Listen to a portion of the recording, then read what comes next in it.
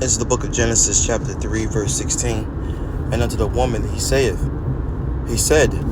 I will greatly multiply thy sorrow and thy conception. In sorrow thou shalt bring forth children, and thy desire shall be to thy husband, and he shall rule over thee.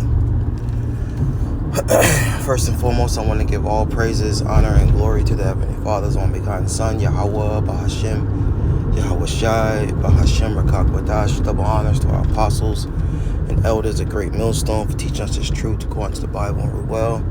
I know Shalom, all the sincere argument throughout the four corners of the earth, pushing this truth through diligence and sincerity and in charity. And I know Shalom to all you sincere followers, believers of YAHAWASHI, through the world ignorantly and still willingly calls God in Jesus Christ.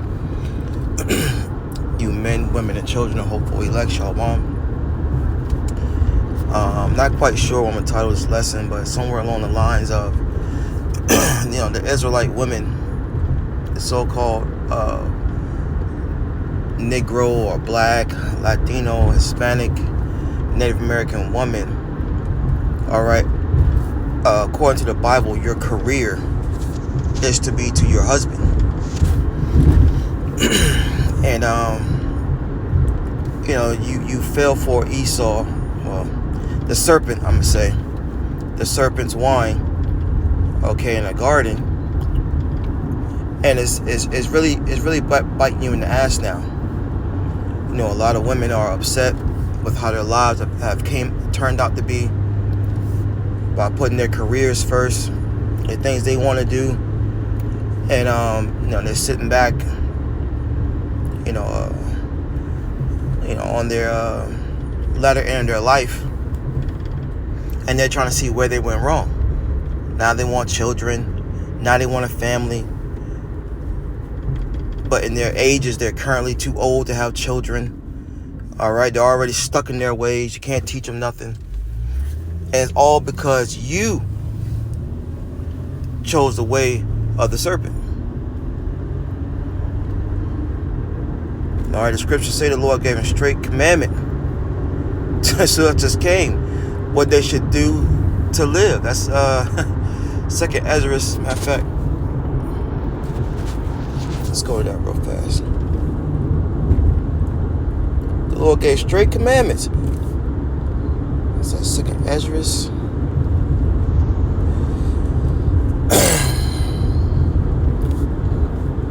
I'll start at 20. It says, For there be many that perish in this life, because they despise the law of YAHAWAH that is set before them. Who was the law given to? Leviticus 26 and 46, the Israelites. And even the heathen who was not given these laws, even they women know. My success depends on what my man wants. My man's success. They don't want to leave their men for their career. They don't do that. They stick by their men. And what he says goes. But anyways, it says there be many that perish in this life because they despise, which means hate, the law of YAHAWAH that is set before them. And here's the point. Hold on 1 second. Alright. It says, verse 21, for YAHAWAH have given straight commandment to such as came what they should do to live. You want to live? You want to be somewhat happy? Right? It says, for YAHAWAH given straight commandments such as came what they should do to live, even as they came and what they should do to avoid punishment. Right? So the Lord gave us commandments on what to do, and that includes the woman. You're not exempt from keeping the laws of YAHAWASHI. And one of them is to your desire to be towards your husband.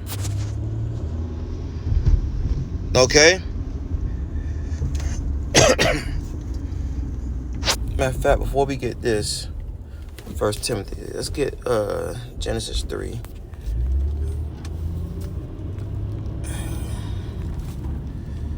Where is it at?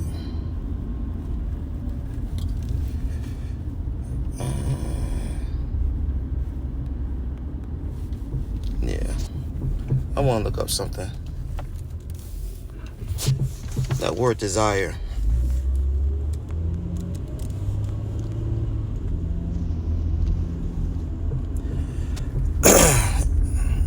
All right, in the Hebrew, let's see if they can pronounce it. Strong's H8669. Teshuka. Teshuka. Teshuka. All right, it says a desire, longing, craving. All right, so your craving, what you long for in life, should be to what your husband wants. Because he has the rule over you. He's supposed to have the rule over you. Now we understand, us in the know as the men, all right, that until this devil goes down, until we get the power, okay, that our women are really not going to hearken to us. But this lesson is really on the woman wondering why she has failed. Right, given all the resources to so-called live a good life and prosperous life, but at the end of the day, you fail because you're created to be a servant, just like the men are created to be servants to YAHAWASHI. There's an order to it, man. There's an order to it. What's that? There's an order. And when you go out of the order, what do you expect to happen? Let's see.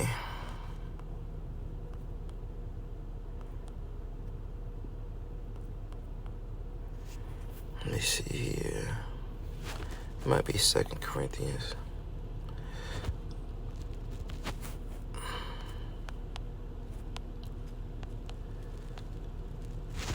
No.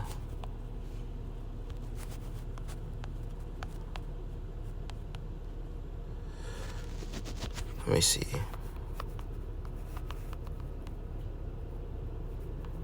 I know it's in Corinthians. Just give me 1 second. Yep. 1 Corinthians 11. 1 Corinthians 11:3. But I will have you know that the head of every man is Hamashiach. All right. The anointed Yahawashi. And the head of the woman is the man. Right? And the head of Hamashiach is Yahweh, is the Most High.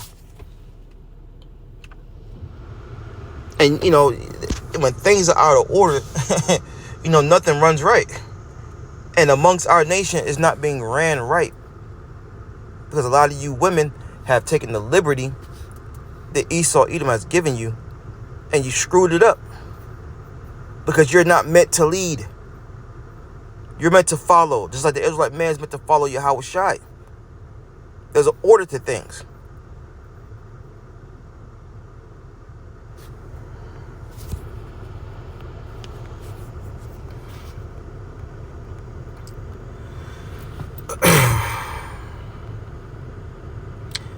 This is Titus 2:3.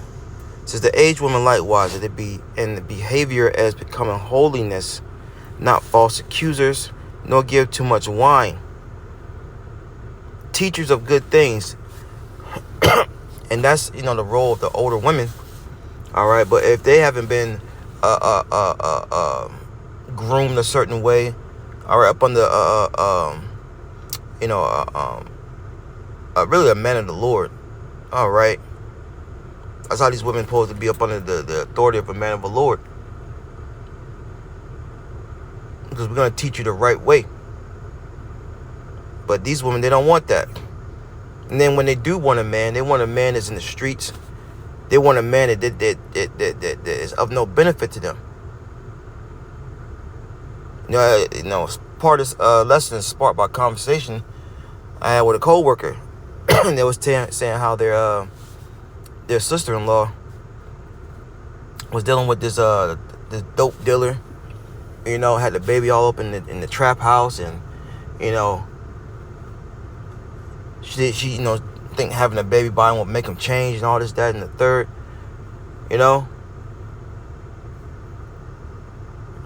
Out of order. But anyways, It says, verse 4, that they may teach the young women to be sober, to love their husbands.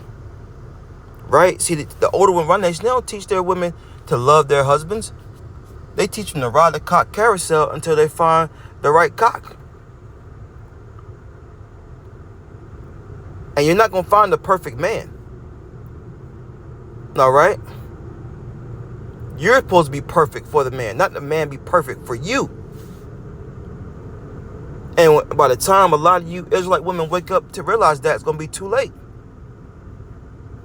And it's going to be a time called Jacob's trouble.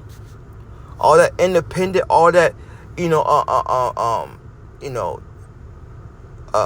I got it. I don't need no man for nothing.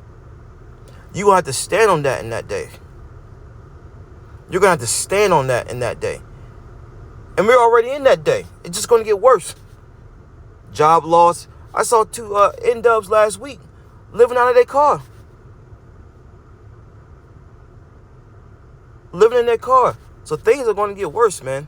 It says in verse 4 that they may teach the young women to be sober, to love their husbands, to love their children. And back here about a couple months ago, I saw a video, which I think that video was here in North Carolina, where a woman dropped off her 3 children with her mother's house and said, I don't want them. She said she didn't want them. And that her new man didn't want no kids. And they just wanted to go and live their life. They just wanted to go and live their life. That's not loving your children. Right? It says to be discreet, chaste, keepers at home. That's what a real man wants. Real man don't want his woman out in the streets. He wants to be at home. Right? It says good, obedient to their husbands. Remember, we read in Genesis, your desires to be towards your husband. Not no, okay, babe, it's girls' night out. None of that madness, man. I'm staying late to work on this portfolio so I can move up in the ranks. The hell with that. If your man don't want you working, you don't need to be working. He wants you to stay home, take care of the kids, take care of the children. Plain and simple. And your life will be a whole lot easier. It says that the word of Yahawah be not blasphemy. That's right. But what? The women of our nation, they blaspheme the words of the Lord. Not all of them. Right now, you got the elect woman turning back to YAHAWASHI, and that's good. And if you're so-called single, just stay single. The Lord's going to bring you a servant. He's going to bring you one of his servants. All right?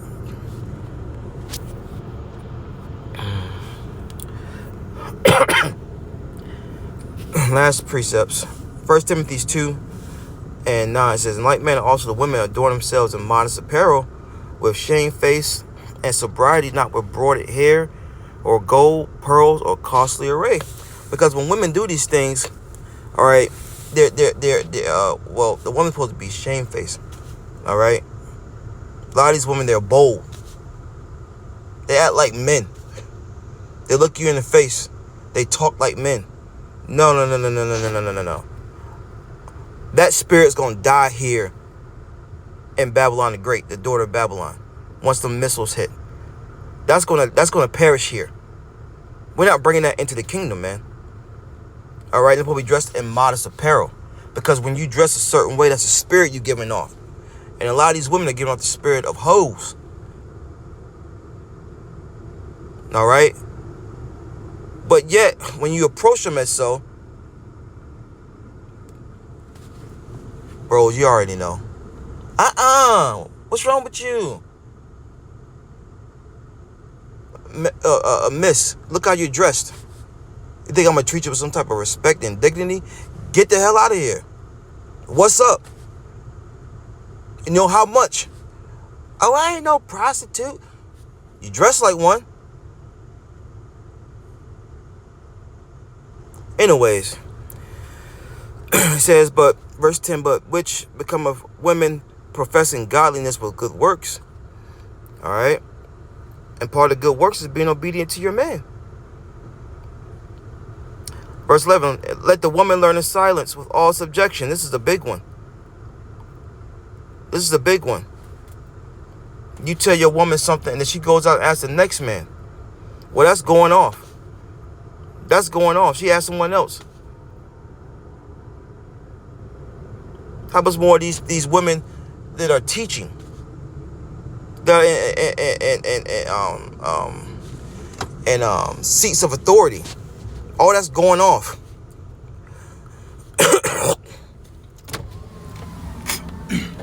Verse 12, it says, but I suffer not a woman to teach, nor to observe authority over a man, but to be in silence.